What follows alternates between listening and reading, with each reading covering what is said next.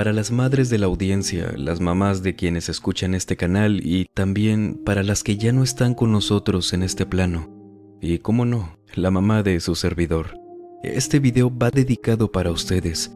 No me gustaría hacer larga la introducción, así que algunas palabras las dejaremos al final. ¿Qué le parece si arrancamos pensando sobre qué pensaría usted si yo el día de hoy le cuento algunas experiencias paranormales vividas precisamente por mamás? Pero antes, ¿sabe qué? Aprovechemos que ya se encuentra por aquí y permítanme acompañarlos durante cualquier actividad que estén realizando o pónganse cómodos. Vamos a desconectarnos un ratito del estrés y de la prisa del mundo exterior y mejor, preparen y acompáñenos con la bebida de su preferencia y transportémonos directo al municipio de Naucalpan, Estado de México, desde donde Nora Salazar nos cuenta esto. Cuando tuve a mi primer hijo en el 93, los primeros meses fueron de lo más tranquilos. No fue sino hasta que cumplió 10 meses en que las noches cambiaron. Mi esposo en ese entonces, por un ascenso, tuvo que estar por las noches en el trabajo. Sería temporal, pero eso significaba que dormiría sola con mi hijo, algo que no nos había tocado tener que hacer. Fue la segunda noche que dormimos solos, cuando ya avanzada la madrugada, de repente me despierta mi hijo. Como es habitual, los bebés lloran en las noches. Es esperable, claro, pero este llanto no era como los demás, los de cada noche. No, este era como si algo le doliera, un llanto desesperado. Me despierto y me doy cuenta de que no puedo moverme. Solo tenía los ojos abiertos. La parálisis del sueño. Antes de eso me había ocurrido unas 2 veces solamente. Y sí se sentía físicamente como en aquellas ocasiones, solo que ahora tenía a mi bebé llorando de esa manera al lado de mi cama, en una pequeña cuna donde lo acostábamos. A diferencia también de las otras veces que me había pasado esto, era que aparte de la desesperación sentía que algo no andaba bien, sentía que no éramos los únicos en la habitación. Yo suponía que era por el miedo, también normal de la parálisis del sueño, pero a la vez seguía sintiendo que había algo más. Como pude me moví, me levanté de la cama y cargué a mi hijo, pero ya no estaba llorando, estaba dormido. Cuando encendí la luz, lo revisé, le vi la carita y él estaba rojo, como si hubiera llorado así de fuerte como lo escuché. Pero no me explicaba cómo es que se había dormido apenas me levanté para cargarlo. Algo que también noté esa noche es que la ventana de la habitación, dormíamos en el segundo piso, estaba abierta. Desde que mi hijo había nacido la cerrábamos siempre, porque no queríamos que se nos fuera a enfermar, así que no tenía sentido que nos hubiéramos descuidado. Aparte, yo me había acostado con la ventana cerrada. Pero bueno, no podía hacer nada más que dejarlo pasar como una mala noche y volver a dormir. El problema fue que a la noche siguiente ocurrió exactamente lo mismo. Cada detalle que les conté fue lo mismo, hasta el tema de la ventana. Por eso, al día siguiente cuando mi esposo llegó, le conté eso. Él sí se preocupó. Al principio no sabía qué decir porque estaba buscando alguna explicación de lo que pudo haber pasado. Nuestro hijo no tenía problemas de salud, que de hecho ese mismo día que le conté lo llevamos al pediatra y no, nada, afortunadamente todo estaba bien. Así que llegamos a la conclusión de que quizás solo eran pesadillas. Ya lo mío, quién sabe, con que nuestro hijo estuviera bien estábamos tranquilos. Esa semana, porque sí, siguió pasando. Siempre fue lo mismo.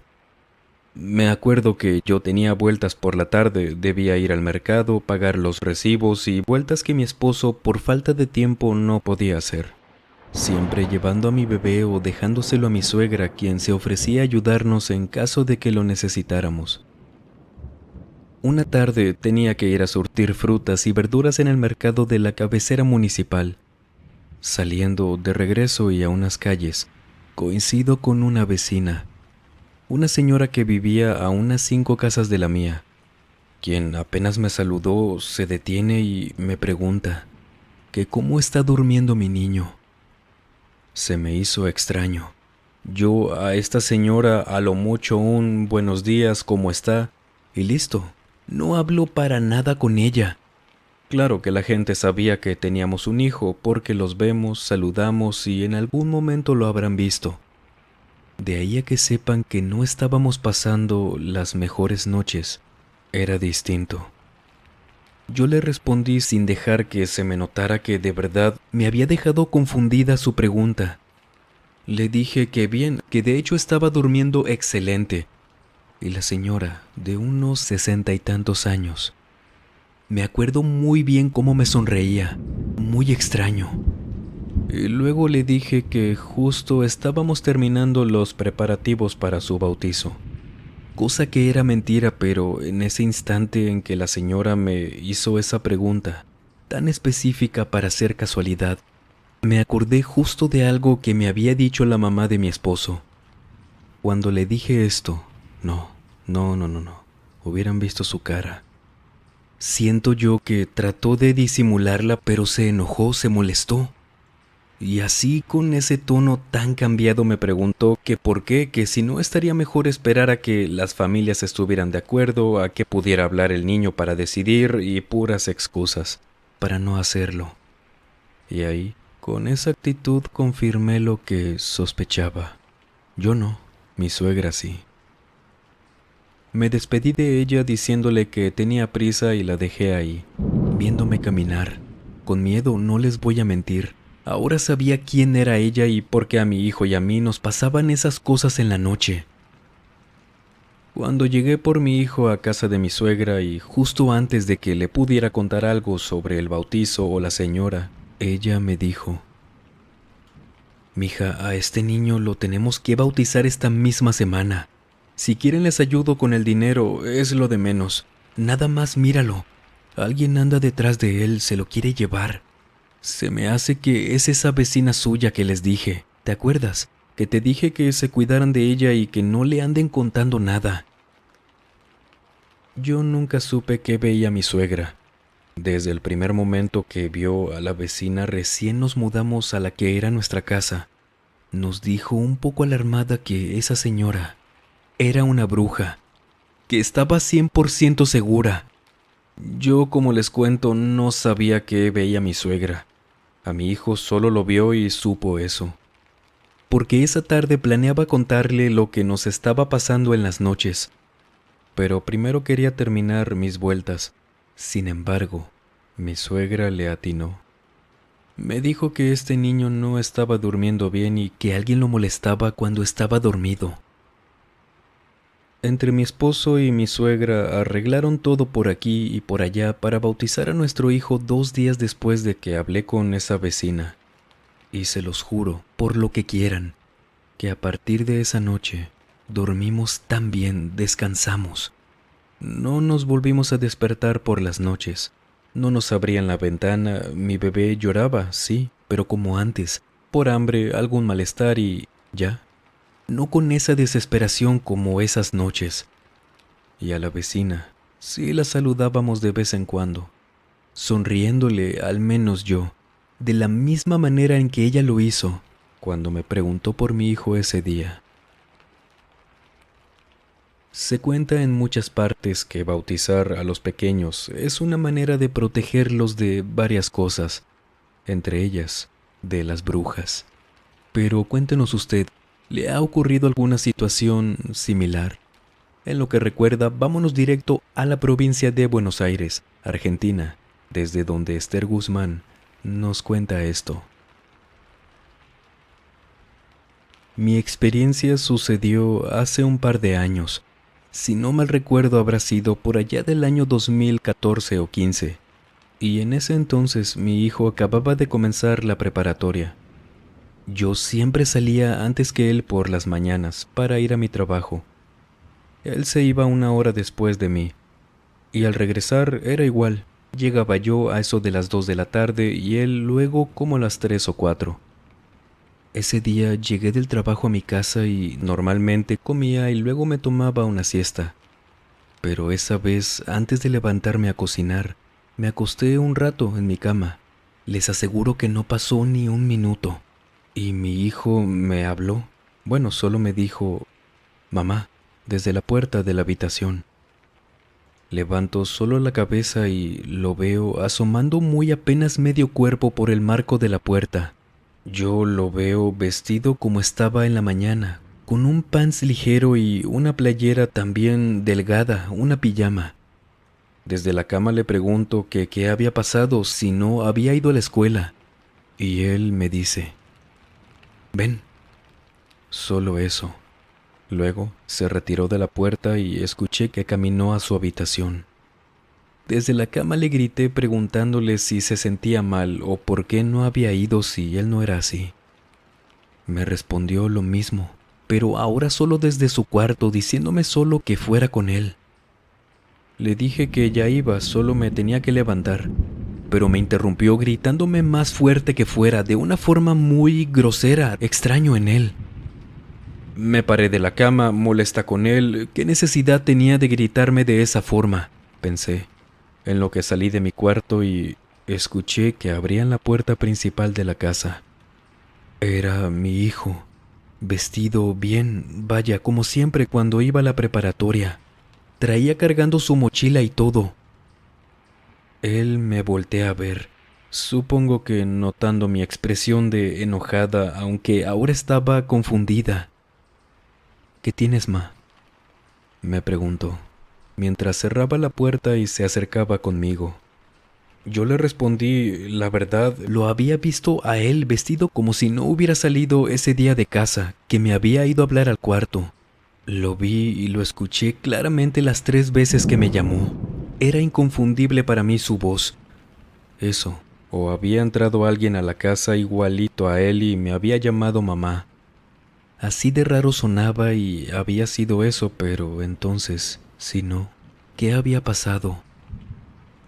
No, mamá, ¿cómo pudo haber entrado alguien? La puerta tenía seguro y yo veo todo bien. Aparte, no creo que se te haya colado alguien por ahí, a ti no, de todo te das cuenta. Mi hijo tenía razón.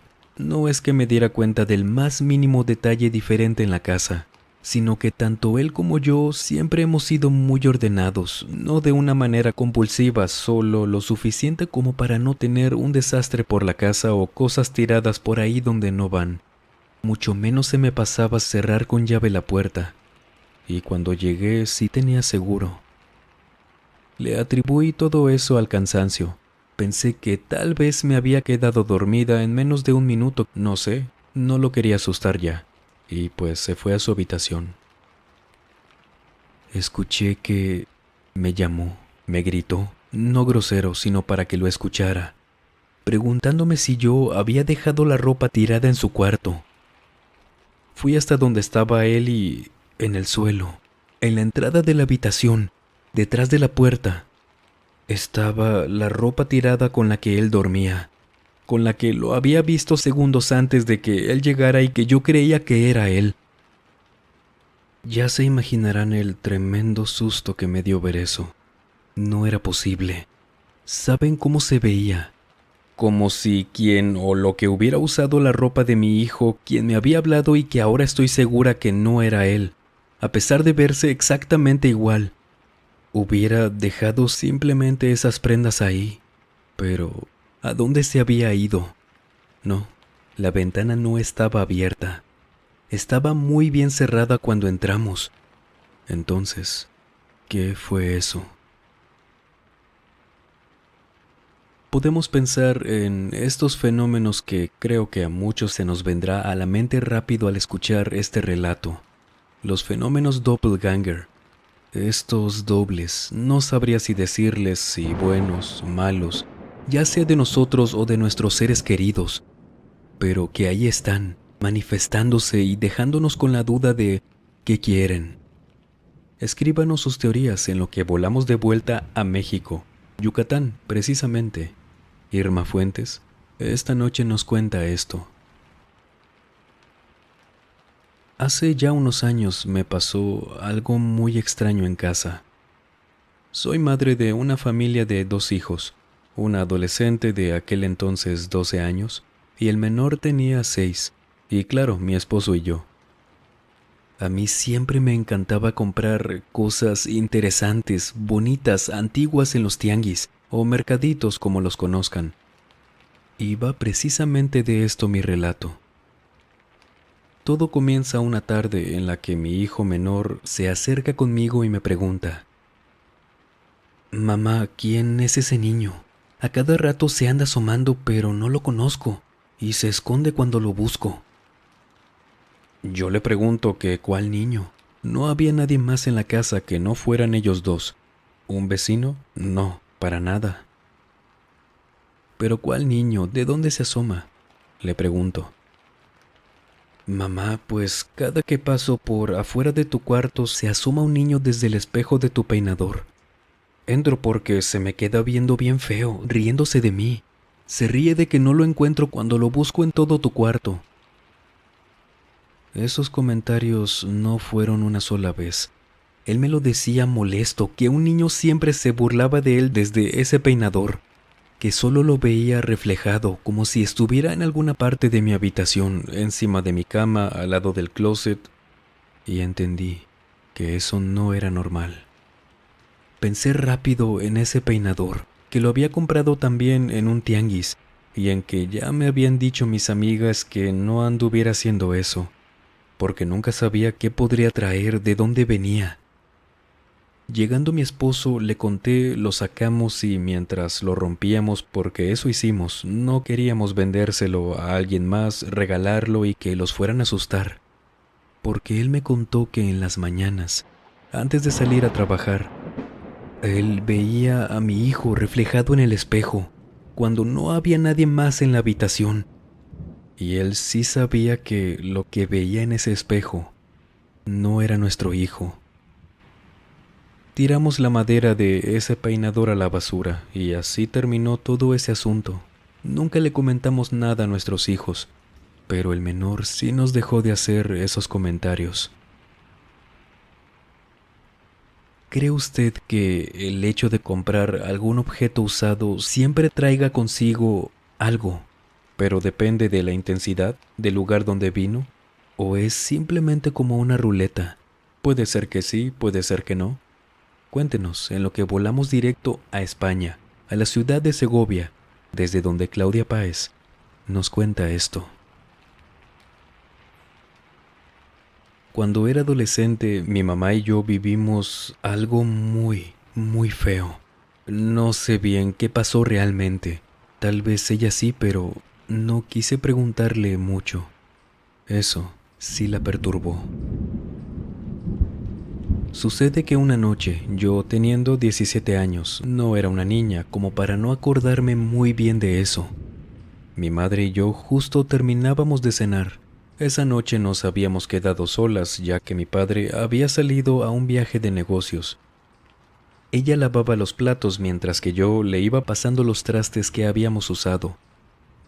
En eso, escuchamos como si algo muy pesado cayera en el patio.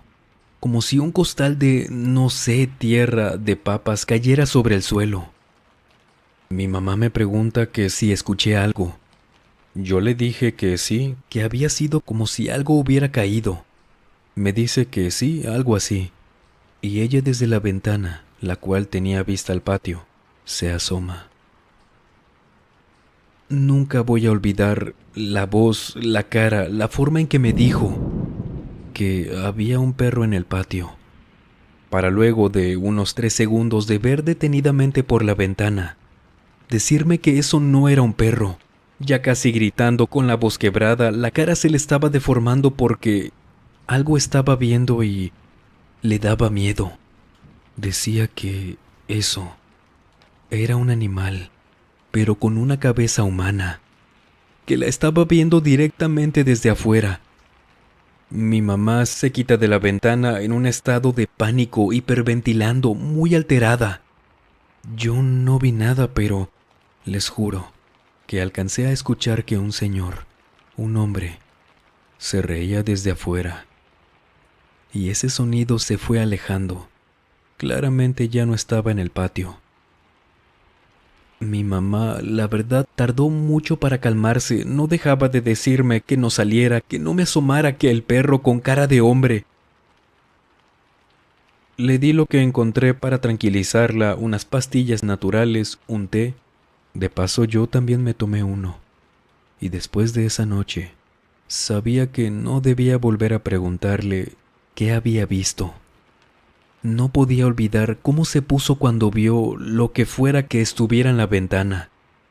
Y a mí no se me olvida esa risa que alcancé a escuchar en el patio. Un encuentro muy desagradable, a lo poco que podemos imaginar. ¿Qué cree que haya sido? ¿Qué tan horrible debió ser esa imagen? ¿Cómo lo describiría usted? Las experiencias de las mamás nos recuerdan que, como seres humanos que son y somos todos, podemos sentirnos preocupados, confundidos, enojados, asustados, todo al mismo tiempo, pero tampoco podemos hacer de lado el sentirnos felices por estar compartiendo tiempo con ellas, tanto para quienes siguen con nosotros en esta vida, platicando, creando momentos, llamándola de vez en cuando, visítenla, aprovechen, compartiendo la mesa con ellas o si ya no están con nosotros. Sintámonos felices por haber compartido cada momento a su lado, por aprender, por mantenerlas con nosotros en cada aprendizaje que nos hayan dejado o cada recuerdo que tengamos. Y si usted es mamá, recuerde que este video va dedicado a las madres de la audiencia. Gracias por enseñarnos tantas cosas, gracias por tenernos paciencia cuando andamos por la vida cometiendo error tras error y sobre todo, por no rendirse con sus hijos. La vida no es fácil, no señores. Por ello le agradezco a cada mamá de la audiencia y a mi mamá, quien me escribía dedicatorias cuando era niño en libros de terror, ovnis, misterio. De hecho, de fondo tenemos uno de esos primeros libros que me regalaba con su dedicatoria. Ahora yo puedo dedicarle también a ella este video. Gracias por nunca frenar mi gusto, curiosidad y amor por el terror. Todo lo contrario. Es por eso que estamos aquí en este espacio a día de hoy. Gracias, mamá. Y gracias a todas las madres de la audiencia. Sabía que existe en Nuevo León una iglesia donde un sacerdote se arrebató la vida ahí dentro. Después de ese suceso, todo cambió en ese sitio. Principalmente quedó abandonada, y nosotros pudimos visitarla y recorrerla por completo.